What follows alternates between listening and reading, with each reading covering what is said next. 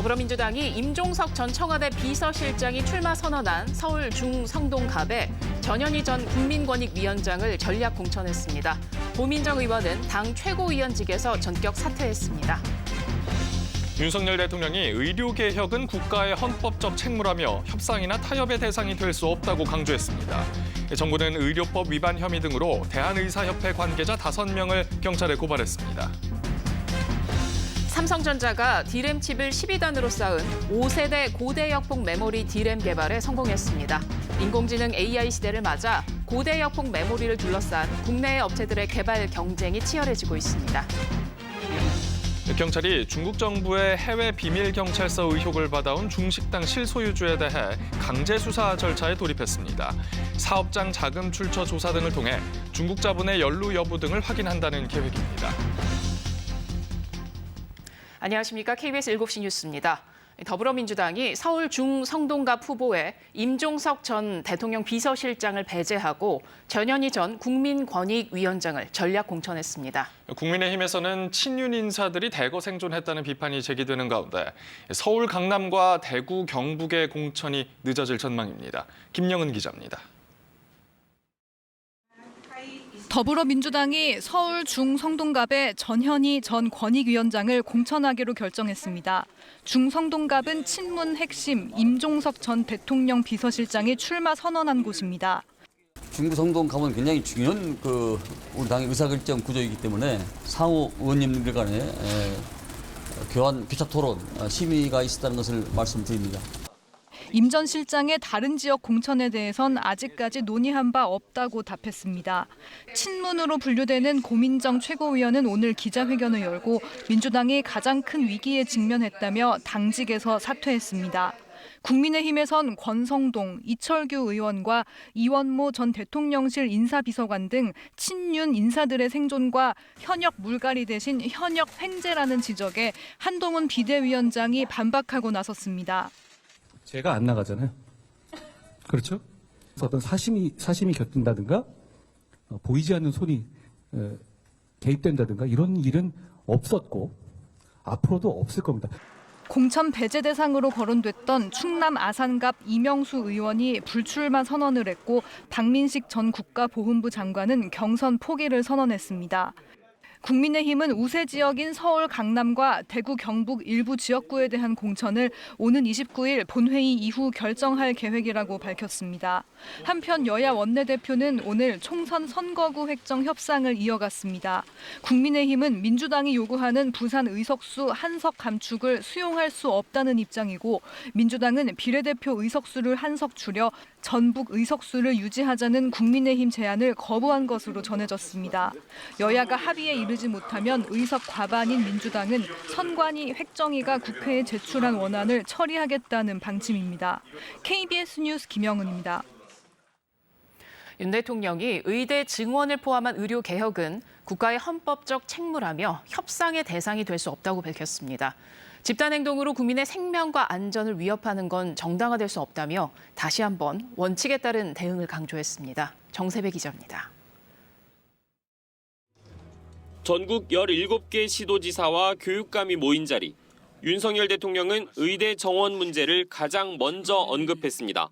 의료는 국가의 헌법적 책무이자 핵심 복지라며 협상이나 타협의 대상이 될 수 없다고 말했습니다. 그러면서 의대 증원 규모는 이를 위한 최소한의 조치라고 다시 한번 강조했습니다. 2,000명 증원은 이러한 국가의 헌법적 책무를 이행하기 위한 최소한의 필수적 조치입니다. 윤 대통령은 국민의 생명과 안전은 정부가 존재하는 첫 번째 이유라고 말했습니다.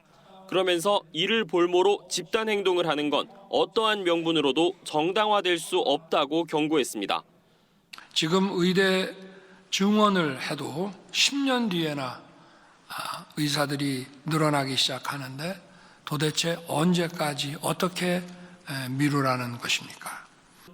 윤 대통령은 한편 다음 달부터 확대 시행되는 늘봄학교에 대해서는 국가 돌봄 체계의 핵심이라고 강조했습니다. 또 이를 통해 저출산 문제 해결에 실마리를 찾을 수 있다며 지역에 따라 혜택에 차이가 있어서는 안 된다고 말했습니다. 이를 위해 중앙과 지역이 힘을 모아야 한다며 범부처 차원의 지원 본부를 만들겠다고 밝혔습니다. KBS 뉴스 정세배입니다.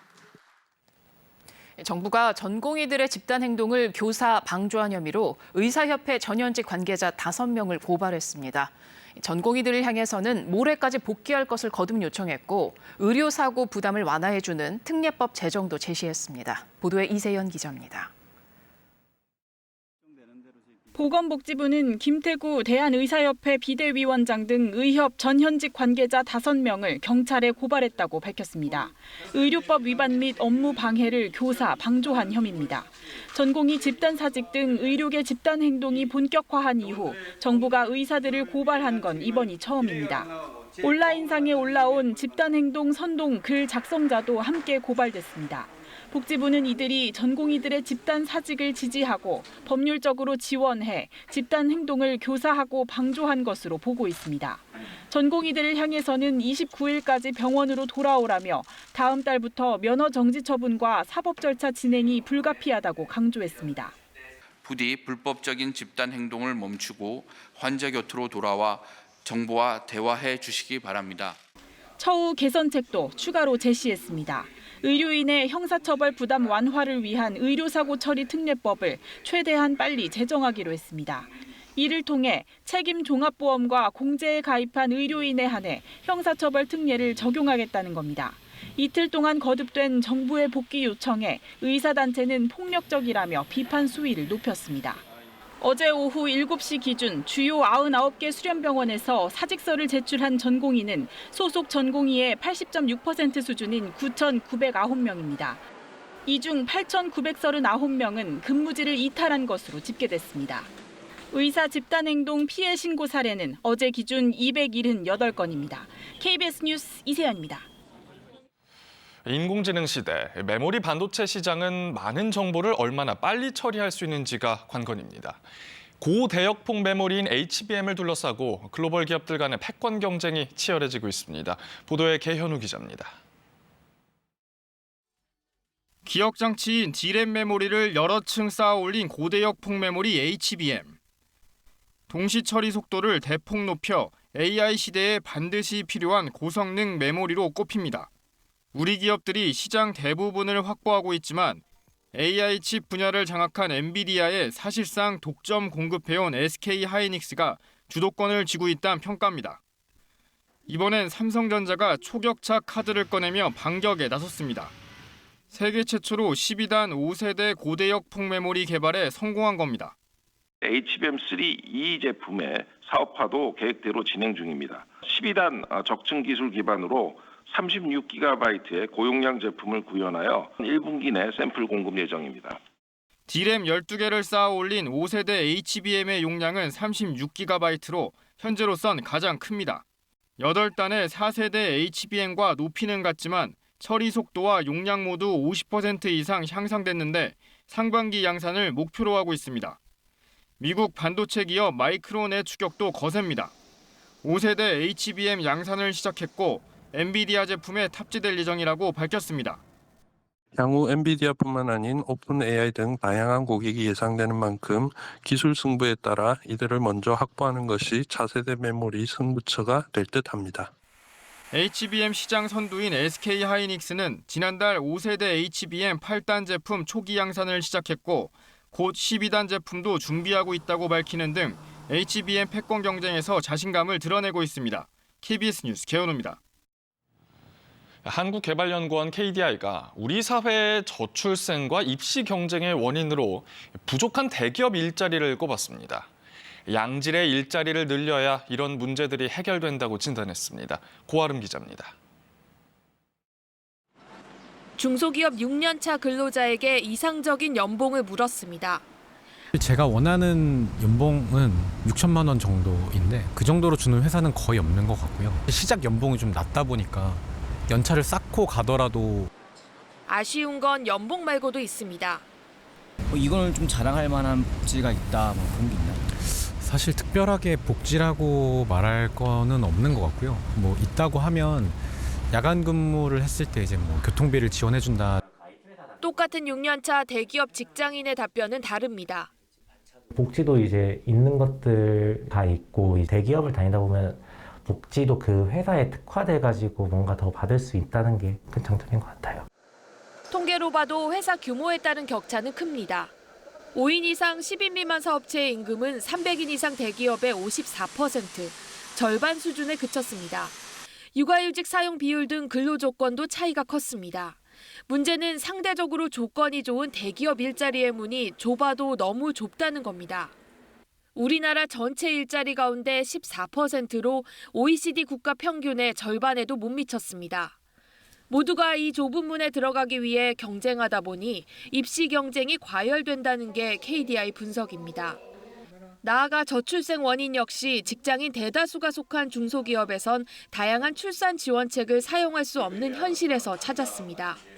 굉장히 오랜 시간 노력을 기울여왔지만 잘 안 고쳐진 부분이 있는데 저는 그 이유가 우리나라 기업들이 전반적으로 다른 나라에 비해서 규모가 작은 데 있지 않나.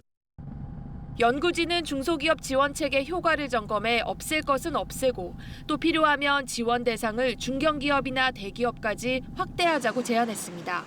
KBS 뉴스 고아름입니다. 봄철을 앞두고 정부가 미세먼지 대응 방침을 밝혔습니다. 집중관리구역 내 어린이집의 실내 공기질을 관리하고 고농도 미세먼지가 이어질 땐 탄력적 근무를 적극 권고할 계획입니다. 이슬기 기자의 보도입니다. 금속 가공업체들이 밀집한 서울 물레동 일대입니다. 지자체가 분류한 대기오염 배출 시설이 35곳에 이르고 초미세먼지 연평균 농도 역시 전국 평균을 웃돌아 2020년 미세먼지 집중관리구역에 지정됐습니다. 정부는 올해 이런 집중관리구역에 있는 어린이집 가운데 500곳을 대상으로 실내 공기질을 점검, 개선하기로 했습니다. 점검 결과에 따라 공기순환 설비나 정화 장치 등을 설치합니다.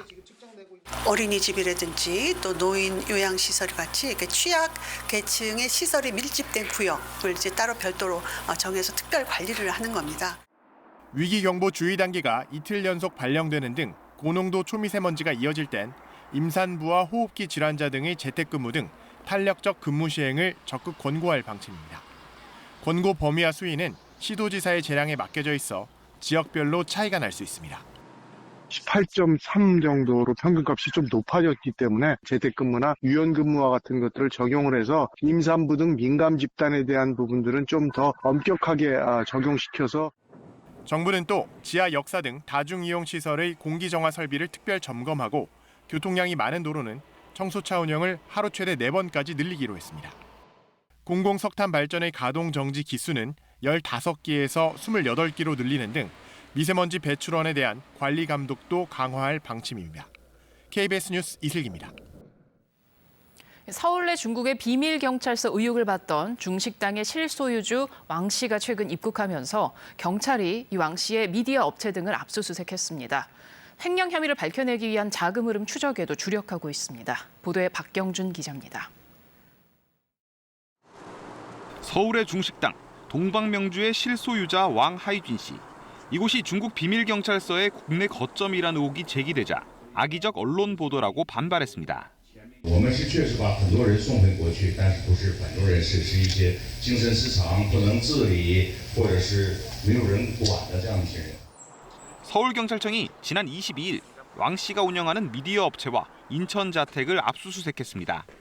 지난해 6월 출국했던 왕 씨가 한국에 입국하자마자 곧장 압수수색에 나선 겁니다. 경찰은 확보된 자료를 통해 해당 미디어 업체와 관련한 왕 씨의 횡령 혐의를 수사할 계획입니다. 경찰은 해당 미디어 업체 등에 외부 자금이 유입된 건 아닌지 의심하고 있습니다. 이에 따라 자금 흐름을 추적해 중국 자본의 유입 여부를 확인할 계획입니다. 왕 씨가 대표로 있는 이 회사는 주로 중국 관영 매체와 협력 사업을 해온 것으로 알려졌습니다. 실제 중국 관영 매체의 한국 지사들은 해당 미디어 업체와 같은 사무실을 쓰고 있기도 했습니다. 저는 이게 말단이랑 아무것도. 경찰은 왕 씨와 관련자들에 대해 출국 정지 조치하고 횡령 혐의 외에 추가 범죄 혐의도 포착해 수사를 확대하고 있습니다. KBS 뉴스 박경준입니다. 폐차를 멀쩡한 중고차로 둔갑시키고 담보대출을 받아 가로챈 일당이 적발됐다는 소식. 얼마 전 KBS 단독 보도로 전해드렸는데요. 이런 범행에 가담한 혐의로 시중금융사 직원들이 검찰에 넘겨졌습니다. 김청윤 기자의 단독 보도입니다. 폐차 수준의 차량을 멀쩡한 것처럼 속여 이를 담보로 대출을 받아 가로챘는데 사기 대출에 동원된 SUV 차량입니다. 실제로는 폐차 상태지만 대출이 1,800만 원이나 나왔습니다. 해당 차량의 대출 계약서입니다. 처음부터 끝까지 캐피탈사의 정식 직원이 작성한 가짜 서류입니다. 다른 대형 카드사 직원은 대출을 받겠다는 고객 동의도 없었는데 차량 정보를 직접 썼습니다. 위조 서류에 속았다는 입장과는 달리 금융사 직원이 범행에 가담한 정황이 나온 겁니다. 문서를 위조하거나 이를 방조하는 데 연루된 금융사 직원은 5명. 업계에서는 대출 실적을 내기 위한 잘못된 관행이라고 지적합니다. 약정서는 도장만 받는 거죠. 그것까지 다 적어달라고 하면 고객들도 짜증내고. 또 다른 불법과 약관 위반도 대출 과정 전반에서 이루어졌습니다. 고객 동의 없이 신용도 조회 이력을 제공해 신용법을 위반했고 사기 일당이 제공한 개인정보로 서류를 대필했습니다.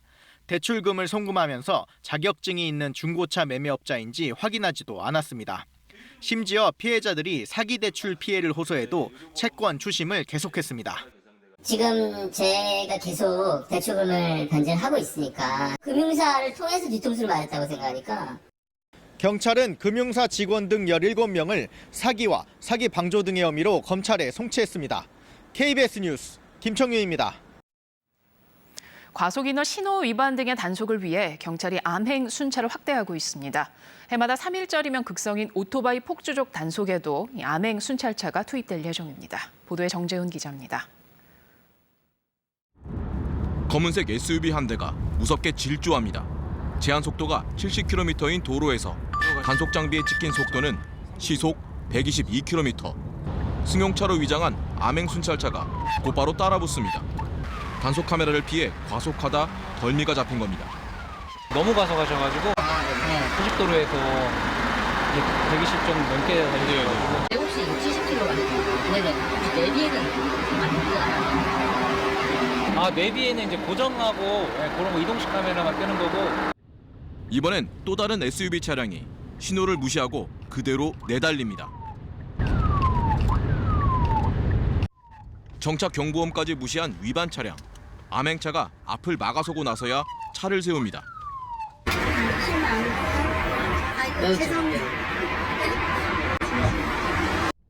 안전모를 쓰지 않은 채 정지 신호를 무시하고 질주하는 오토바이. 우측에 정차하세요.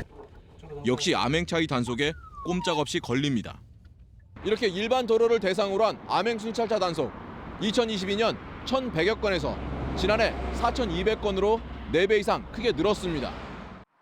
국도와 지방도에서 과속 등 법규 위반이 늘어나자 암행 단속 시간을 확대한 겁니다. 이른 새벽부터 저녁까지 운행되고 있기 때문에 시민분들도 이제 카메라만 조심할 게 아니라 항상 경각심을 가지고. 경찰은 3일절마다 극성을 부리는 오토바이 난폭 운전 행렬도 암행 순찰차로 단속할 계획입니다. KBS 뉴스 정재훈입니다. 중립 노선을 고수해온 스웨덴의 나토 가입이 사실상 확정됐습니다. 이로써 러시아는 발트해에서 나토 회원국에 둘러싸이게 됐습니다. 임세흠 기자의 보도입니다. 스웨덴의 나토 가입을 마지막까지 주저했던 헝가리가 의회에서 비준안을 가결했습니다. 이로써 스웨덴은 32번째 나토 회원국이 될 요건을 갖추게 됐습니다. 스웨덴은 1814년 이후 세계대전이나 냉전 때도 철저하게 중립 노선을 고수했습니다. 하지만 2년 전 인근 러시아가 우크라이나를 침공하자 안보 불안감이 커졌고 미국을 주축으로 한 나토의 문을 두드려왔습니다. Medlemskapet i NATO betyder att vi nu kommer hem till ett stort antal demokratiers samarbete för fred och frihet. 스웨덴의 가입으로 러시아의 앞바다 발트해는 나토 회원국들로 둘러싸이게 됐습니다. 러시아 입장에선 해군 전력을 북해로까지 내보낼 통로가 가로막히는 셈입니다. 스웨덴은 해군력이 강하고 특히 잠수함 전력이 우수한 것으로 평가됩니다. 나토의 확대를 막겠다며 우크라이나를 침공했던 러시아는 나토가 확장되는 정반대의 결과를 맞이하게 됐습니다. I think this only underscores yet again the strategic debacle that Putin's invasion or reinvasion of Ukraine has produced for Russia. 러시아는 군 조직을 재정비하며 나토 확장에 대비하는 모습입니다. 14년 전에 폐지했던 레닌그라드 군관구와 모스크바 군관구를 다음 달 1일 다시 창설하는데 의도적으로 군사적 긴장을 높일 수 있다는 우려도 제기됩니다. KBS 뉴스 임세호입니다. 북한이 포탄 수백만 발을 러시아에 넘기고 식량과 생필품을 받았다고 우리 군 당국이 밝혔습니다. 또 무기 체계 고도화를 위해 국내외 방산업체를 조직적으로 해킹했다고 분석했습니다. 송금한 기자입니다. 우리 군 당국이 북한이 수백만 발에 이르는 포탄을 러시아에 지원했다고 밝혔습니다.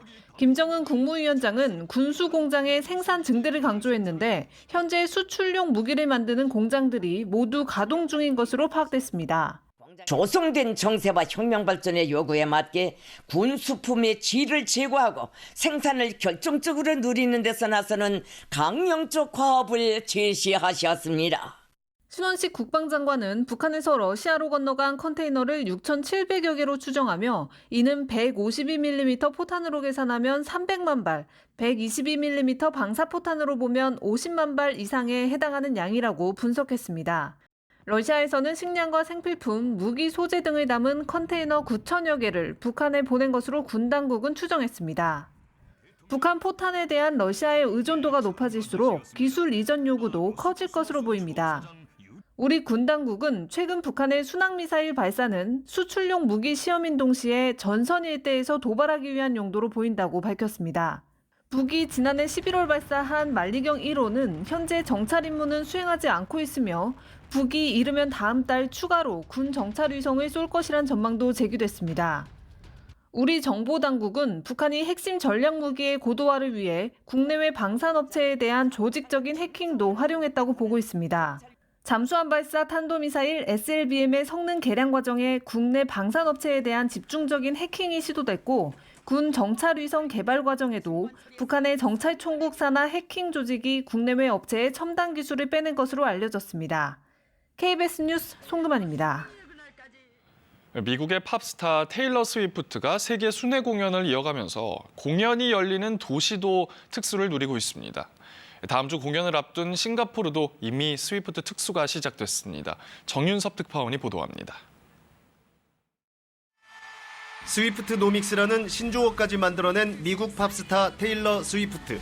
세계 순회 공연을 이어가며 각국 경제에 붐을 일으키고 있습니다. Oh my gosh! We just got tickets from my mom. I can't believe it. 다음 주 싱가포르 공연도 모든 티켓이 매진됐습니다. 6차례 공연에 약 30만 명이 관람할 것으로 예상됩니다.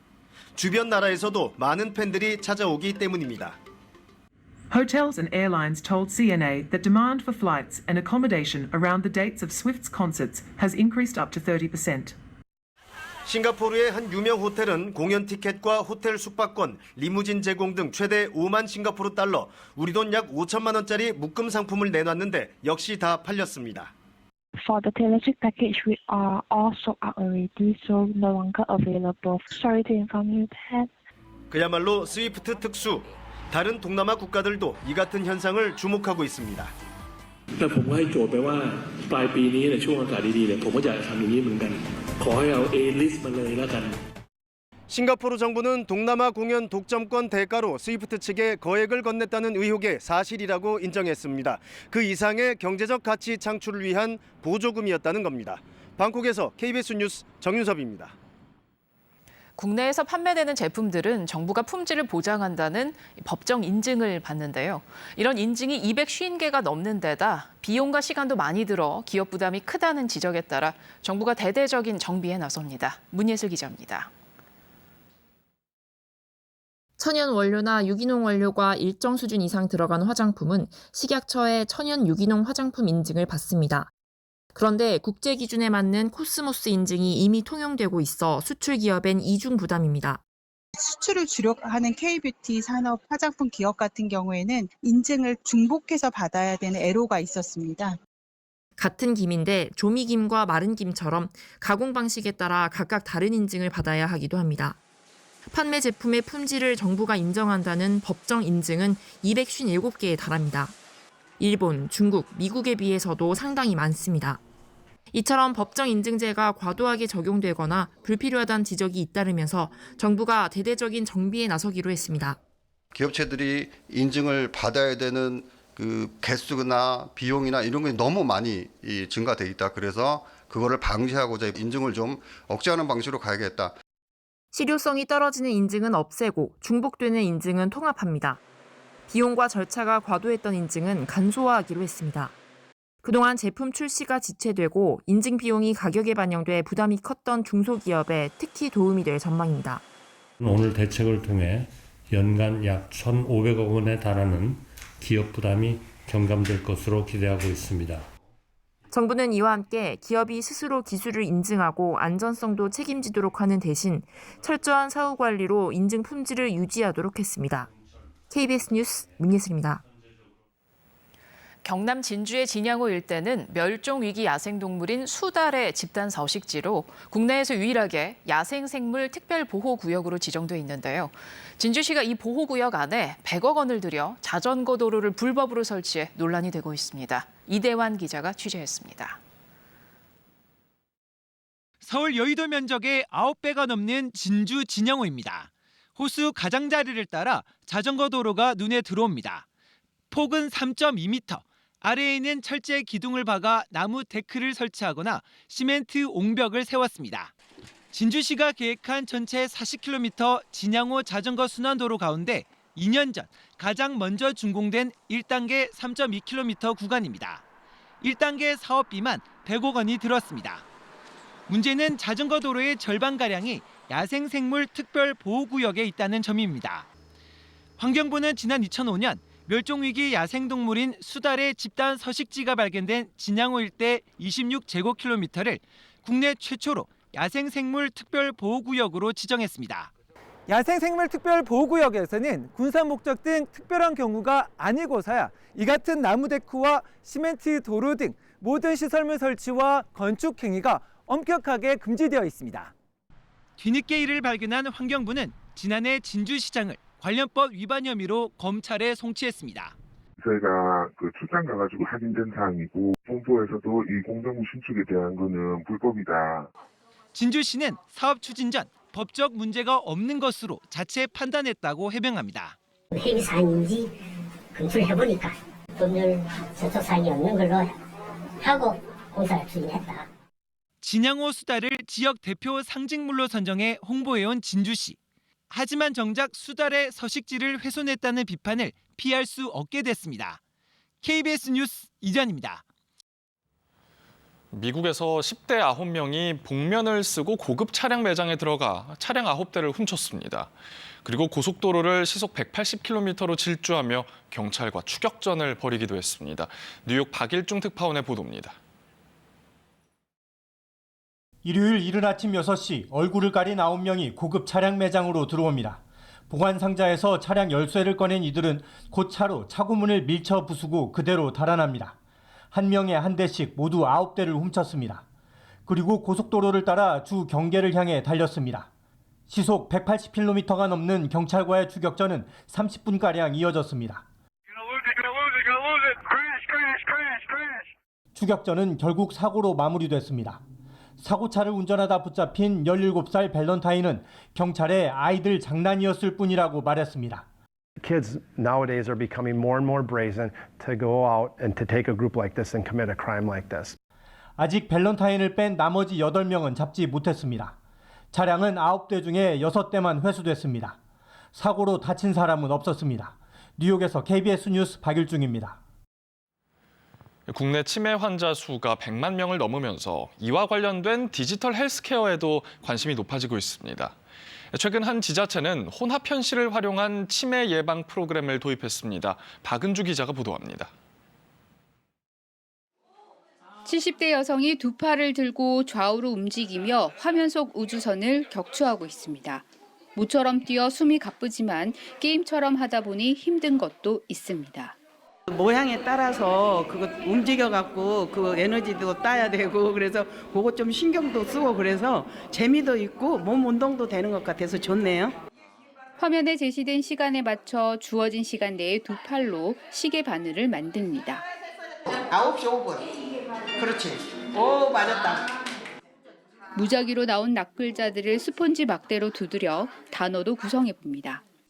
위치와 동작을 인식하는 혼합현실 서비스를 활용해 인지와 신체 발달을 돕는 치매 예방 콘텐츠인데 노령층의 인기입니다.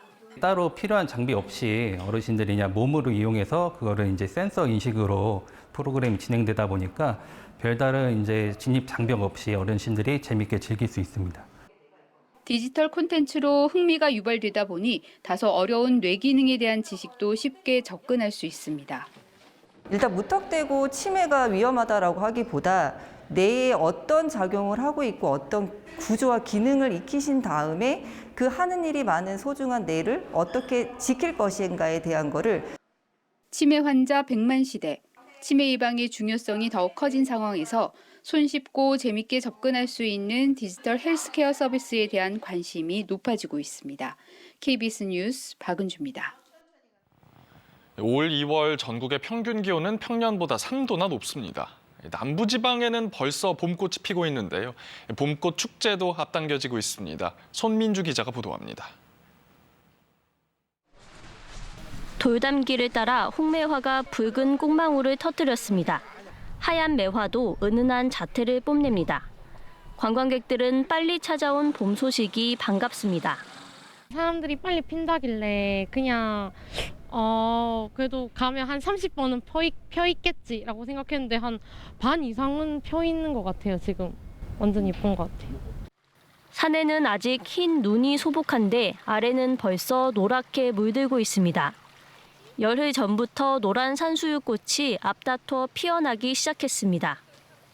봄을 알리는 꽃인 산수유입니다. 올해는 평년보다 꽃이 일주일 정도 빨리 펴 가지마다 노란 꽃망울이 맺혀 있습니다. 한 일주일 먼저 피었습니다. 갑자기 따뜻해지는 바람에. 근데 지금 다시 날씨가 추워지니까 약간 움츠러들어 있는 상태입니다. 지난달 15일 제주를 시작으로 남부지방엔 이달 초중순 무렵 벌써 매화가 피기 시작했습니다. 예년보다 10여일에서 길게는 42일이나 더 빠른 개화입니다. 벚꽃도 3일에서 6일 정도 앞당겨 필 것으로 보이는데 상대적으로 포근한 겨울이 원인입니다. 올 2월 전국의 평균 기온은 평년보다 3.1도나 높습니다. 1월 우리나라 동쪽에서 발달한 고기압의 영향을 주로 받아 따뜻한 남풍이 자주 불며 봄꽃 개화가 빨라지면서 남부지방의 봄꽃 축제도 조금씩 앞당겨지고 있습니다. KBS 뉴스 손민주입니다. 전세 사기 특별법 개정안이 더불어민주당 주도로 국회 본회의에 직회부됐습니다. 오늘 국회 국토교통위원회에서 야당 의원들만 참석한 채 표결 통과된 개정안은 전세 사기 피해자들에게 선구제, 후구상해주는 걸 골자로 합니다.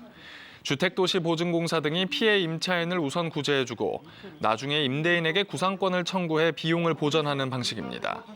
이에 대해 국토부는 수조 원 규모의 국민 세금이 투입될 뿐 아니라 상당액을 회수하지 못할 것이라며 우려를 나타냈습니다.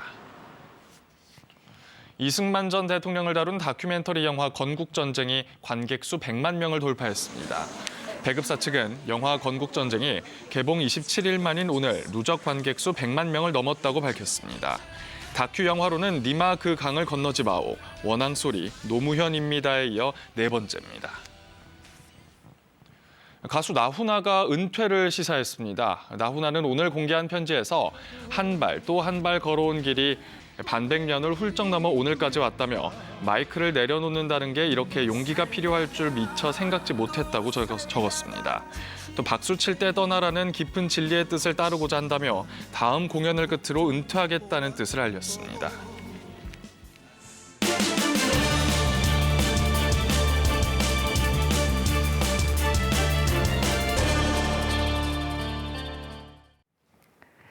낮에는 포근하지만 아침, 저녁으로는 다소 쌀쌀한 날씨가 이어지고 있습니다. 일교차가 크게 나타나고 있습니다. 내일 아침에도 서울이 2도, 전주 1도, 광주 2도, 청주 2도로 오늘과 비슷하겠고 한낮에 서울이 9도, 대구 11도, 광주 13도로 남부지방은 오늘보다 기온이 오르겠습니다. 내일 하늘은 흐리겠고 미세먼지 좋음 수준으로 공기질 깨끗하겠습니다. 현재 풍랑특보가 내려져 있습니다. 동해상과 남해상에 풍랑주의보가 내려진 가운데 내일 제주 먼바다는 최고 4m까지 물결이 거세게 일겠습니다. 당분간 영남 해안과 강원 동해안은 높은 너울성 파도에 유의하시기 바랍니다. 날씨는 목요일부터 전국에 비가 내리겠고 또 3일절에는 기온이 큰 폭으로 떨어지면서 낮에도 영하권에 머무르며 꽃샘추위가 찾아오겠습니다. 날씨였습니다. KBS 7시 뉴스를 마칩니다. 내일 뵙겠습니다. 고맙습니다.